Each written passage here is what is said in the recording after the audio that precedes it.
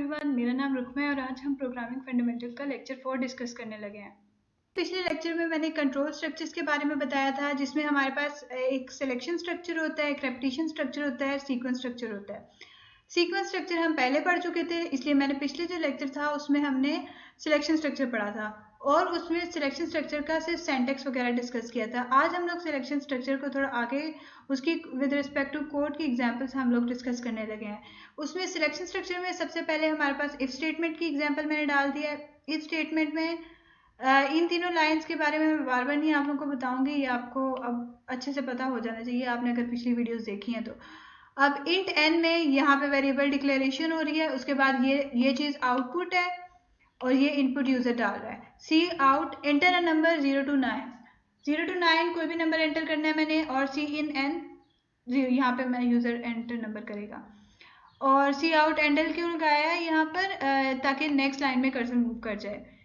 और उसके बाद क्या अब ये कंडीशन लगा दिया इफ स्टेटमेंट। ये इफ स्टेटमेंट अब कैसे लगाई जाती है, इफ और अगर ये number n is greater than 0, greater than या इक्वल टू 0 होगा या n लेस देन या इक्वल टू 9 होगा, तो अगर ये दोनों चीज़ें कंडीशन ट्रू हो रही होंगी, एंड का ये पर्पज है दोनों कंडीशन ट्रू हो रही होंगी दोनों साइड्स, तो तब जाके ये डिस्प्ले हो जाए द नंबर n, जो भी नंबर हमने यूजर ने एंटर किया होगा, इज इन द स्कोप। मतलब ये 0 to 9 के बीच में ये 0 to 9 ही है, तो इस वजह से ये स्कोप में है। अगर नहीं एंटर होगा तो इसका कोई भी आउटपुट डिस्प्ले नहीं होगा।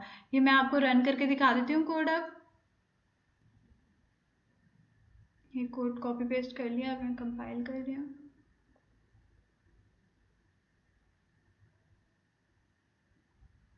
रन। अच्छा, तो enter a number from 0 to 9, सबसे पहले स्कोप में नंबर जो है 7 डाल दिया मैंने, तो the number 7 is in the scope. अब मैं कंपाइल करके देखती हूँ कि अगर मैं स्कोप के बाहर वाला नंबर एंटर करूँगी तो क्या होगा डिस्प्ले।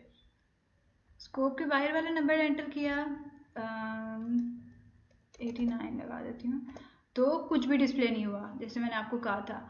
अब ये इफ स्टेटमेंट थी, लेकिन ये आपने देखना है कि एल्स स्टेटमेंट जो है ना वो भी सेम ऐसी होती है। मैंने आगे उसका भी कोड बिल्कुल ऐसे लिखा है, मैं यहाँ पे उसको भी लिख के आपको दिखा देती हूँ जो कोड मैंने आगे लिख दिया है।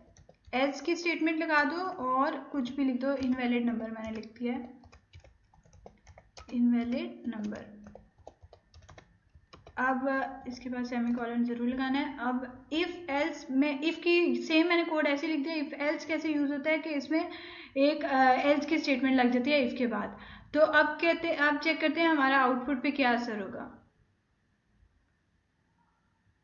कंपाइल कर रहे हैं और उसके बाद रन। अब मैं स्कोप के बाहर वाला ही नंबर एंटर करके आपको दिखा देती हूँ। क्या एंटर करूँ, 67, इनवैलिड नंबर डिस्प्ले हो गया। पहले स्कोप के बाहर कुछ भी डिस्प्ले नहीं हो रहा था, अब इनवैलिड नंबर डिस्प्ले होता हुआ दिखाई देगा जब भी आप कोई भी नंबर जो है वो स्कोप के बाहर लिखेंगे। अगर इस टाइप का कोई कोड हुआ तो आगे मैं अगला डिस्कस करते हैं हम कोड। ये इफ स्टेटमेंट भी हो गया हमारे पास, और उसके बाद इफ एल्स थी। ये मैंने आपको बताया था कि सिर्फ एल्स का डिफरेंस है, ये यहाँ पर आप लोग खुद भी देख सकते हो। बाकी कोड सारा सेम है, सिर्फ एक ये जो एल्स है ना, ये यहाँ पर मैंने एक्स्ट्रा डाला हुआ है, बाकी पूरे का पूरा कोड वही है। आगे हम लोग देखते हैं एल्स इफ स्टेटमेंट।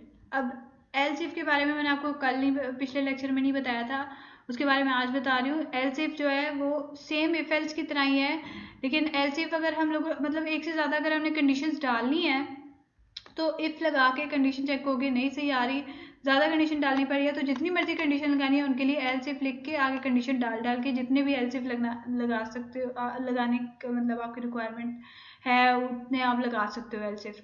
और जो सबसे लास्ट पे होगा ना, फिर उसमें ये आपने एल्स ही लगाना होगा। ये एल्स इफ स्टेटमेंट होता है। ये इसका भी मैंने कोड डाल दिया। मैंने कहा आगे ये ना हो कि बाद में जब हम लोग पढ़ें या कोई भी कोड ऐसा हमें रन करना पड़े तो फिर आप लोग सोचेंगे ये तो पढ़ाया ही नहीं था मैंने। तो इसमें ये वाला भी कोड मैंने डाल दिया है। इसको भी मैं इसमें क्या मैं फाइंड कर रही हूँ कि सबसे पहले मैं 3 नंबर्स ले रही हूँ यहाँ पे, N1, N2 और N3, और तीनों को एक लाइन में इनपुट भी ले रही हूँ यहाँ पे एंटर 3 नंबर्स, और कंडीशन चेक कर रही हूँ अगर N1 जो है वो N2 से बड़ा होगा और N1 जो है वो N3 से भी बड़ा होगा, तो फिर N1 सबसे बड़ा होगा, N1 is the largest display हो जाएगा। और एल्स इफ अगर ये कंडीशन नहीं ट्रू तो फिर चेक करो कि N2 जो है वो बड़ा है N1 से और या N2 जो है वो N3 से बड़ा है। यहाँ पे मेरा N लिखना मुझे याद नहीं रहा, इस जगह पे N1 आएगा 1 के साथ। तो N2 जो है वो greater than equal to N3 होगा, तो फिर सी आउट N2 जो है वो लार्जेस्ट नंबर डिस्प्ले हो जाएगा। और एल्स जो है अगर N2 भी नहीं बढ़ा N1 भी नहीं बढ़ा तो फिर तो जाहिर सी बात है N3 ही सबसे बड़ा होगा। उसके बाद यहाँ पे टर्मिनेट हो जाएगा हमारा कोड। अब इसको मैं रन करके दिखा देती हूँ आपको और फिर हम लोग देखते हैं आगे क्या होता है, आउटपुट कैसा आता है। ये कोड यहाँ पे कॉपी पेस्ट कर लिया है, इसको कंपाइल कर रहे हैं। यहाँ पे चेंज करना था, यहाँ N नहीं डाला था। अब कंपाइल करते हैं।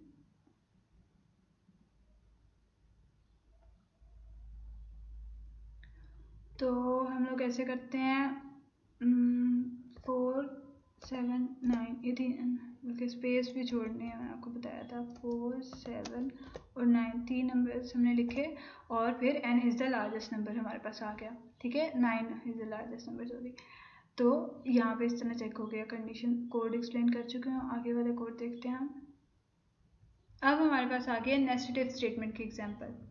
नेस्टेड इफ में क्या होता है, ये वाला इफ है फर्स्ट वाला, इसका जो एल्स है वो हमारे पास ये होगा और ये जो सेकंड वाला इफ है इसका एल्स हमारे पास यहाँ पर होगा। अब कंडीशन में कोड क्या लिखा हुआ है कि 3 नंबर एंटर करूंगी मैं, उसके बाद पहले चेक करूंगी जो पहला नंबर है वो a is equal to b है, अगर होगा तब ये कंडीशन जो है ये फिर कंट्रोल जो है वो इसके अंदर आ जाएगा यहाँ पर और यहाँ पे चेक करेगा कि a जो है वो c के भी इक्वल है। अगर a b के भी इक्वल होगा a c के इक्वल भी होगा तब क्या डिस्प्ले हो जाएगा, ऑल नंबर्स आर इक्वल। और अगर नहीं होगा a c के इक्वल तो all numbers are not equal. और अगर a b के भी इक्वल नहीं है, पहले ही कंडीशन में यहाँ पे फॉल्स हो रहा है, तो ये डायरेक्ट ही यहाँ नीचे आ जाएगा इस एल्स के पास। ठीक है, और डिस्प्ले हो जाएगा अनइक्वल नंबर्स। ठीक है, अब इस कोड को रन करके दिखा दूँ। ये मैंने all numbers are not equal यहाँ लिखा है इस जगह पे और इधर अनइक्वल नंबर, ताकि आप लोगों को डिफ्रेंशिएट कर सकें आप लोग कि कौन से कंडीशन कैसे यहाँ पर आई है या पहले वहाँ गई है, ताकि इस चीज़ का डिफरेंस आपको पता चल जाए। अब इसको भी मैं रन करके दिखाती हूँ आपको।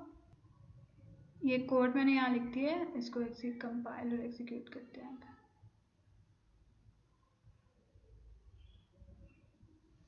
अब पहले मैं ऐसे करती हूँ, 2 नंबर इक्वल रख लेती हूँ, लास्ट वाला चेंज कर लेती हूँ, तो all numbers are not equal, मतलब ये अंदर गया है और उसके बाद पहले उसे चेक किया और फिर डायरेक्ट नहीं उसने लास्ट वाला इसको कंपाइल किया या उसकी तरफ कंट्रोल नहीं किया।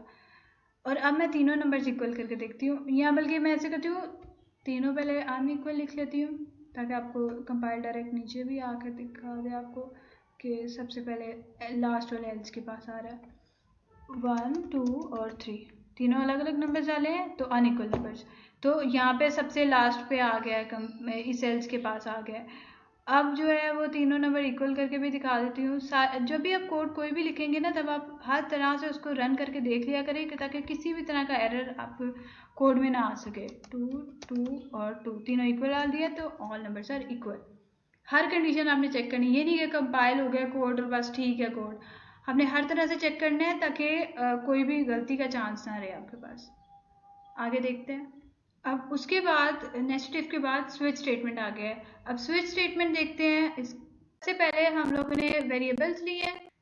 वेरिएबल्स मैंने लिए हैं, एक करेक्टर टाइप का वेरिएबल ले लिया है, दो फ्लोट टाइप की वेरिएबल है। करेक्टर में ओपी लिख दिया है वेरिएबल का नाम, फ्लोट में n1 n2 लिख दिया है। फिर उसके बाद क्या डिस्प्ले कर रही हूँ, इंटर एंड ऑपरेटर। मैं ना ये चाह रही हूँ कि कोई भी 2 नंबर लूँ और फिर मैं जो भी अपनी मर्जी से यूज़र एंटर करे कि वो प्लस करना चाह रहे हैं, माइनस करना चाह रहे हैं, मल्टीप्लाई या डिवाइड, कोई भी इसमें कैलकुलेटर टाइप समझ लें, वो बना रही हूँ। 2 नंबर्स को आपस में करवाना है, मल्टीप्लाई प्लस माइनस जो भी यूज़र चाहेगा वो, तो उसके लिए मैंने ये कोड लिखा है। तो ये ऑपरेटर पहले ले लेंगे, फिर inter first number inter second number, दोनों नंबर ले लेंगे और उसके बाद रिमेनिंग कोड यहाँ पर है। स्विच स्टेटमेंट लगेगी, स्विच और ब्रैकेट में इस तरह ओपी लिख दिया। ओपी जो है हमारे पास करेक्टर है। उसके बाद ये केसेस का तो मैंने आपको बताया था, इसमें ऐसे केसेस होते हैं और ये डिफॉल्ट स्टेटमेंट होती है। अब सी आउट में पहले अगर प्लस एंटर करूंगी तो सबसे पहले क्या हो जाएगा, n1 plus n2 is equal to N1 plus N2 हो जाएगा। मतलब जो भी नंबर होंगे ऐड करके यहाँ जब ये तो एज इट इज प्रिंट हो जाएगा N1 plus N2 is equal to, और N1 और N2 में जो जो वैल्यू होगी वो इधर ऐड होके इधर लिखी भी आ जाएगी। माइनस के लिए भी ऐसे होगा, मल्टीप्लाई डिवाइड सबके लिए ऐसे होगा। और अगर इन चारों के अलावा कोई हमने ऑपरेटर या कोई भी डिजिट या कुछ भी और प्रेस कर दिया तो उसकी जगह क्या हमारे पास डिफॉल्ट रन हो जाएगा और इनवैलिड ऑपरेटर हमारे पास लिखा हुआ आ जाएगा और यहाँ पे टर्मिनेट हो जाएगा। अब मैं इस कोड को रन करके दिखाती हूँ आपको। फिर यहाँ कोड मैंने कॉपी पेस्ट कर दिया, इसको एग्जीक्यूट कर लेते हैं।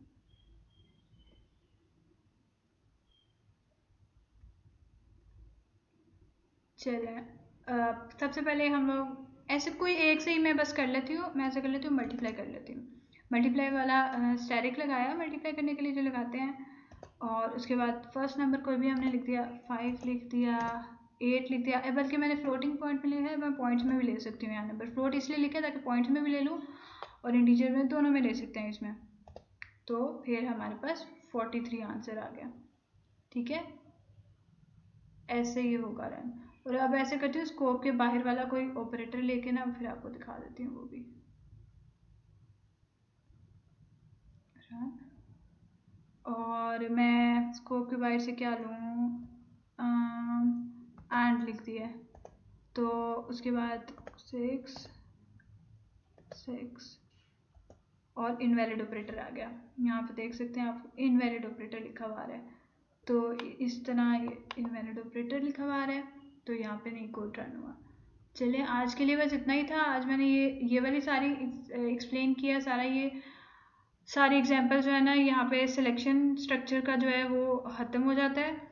इसके बाद जो नेक्स्ट वाला लेक्चर मैं दूंगी उसमें हम लोग रेपिटेशन स्ट्रक्चर के सिंटैक्स वगैरह देख लेंगे। उससे नेक्स्ट में या उसके जो कोड वगैरह है वो देख लेंगे, या देखूंगी अगले में ही। आप लोगों को अगर छोटा थोड़ा सा बन रहा होगा लेक्चर तो नेक्स्ट में सारा करवा दूंगी रेपिटेशन स्ट्रक्चर, वो मैं देख लूँगी। और अगर आपको कुछ भी समझ नहीं है आज के लेक्चर से तो आप कमेंट करके पूछ सकते हैं। और अगर वीडियो अच्छी लगी तो लाइक और सब्सक्राइब कर दीजिएगा।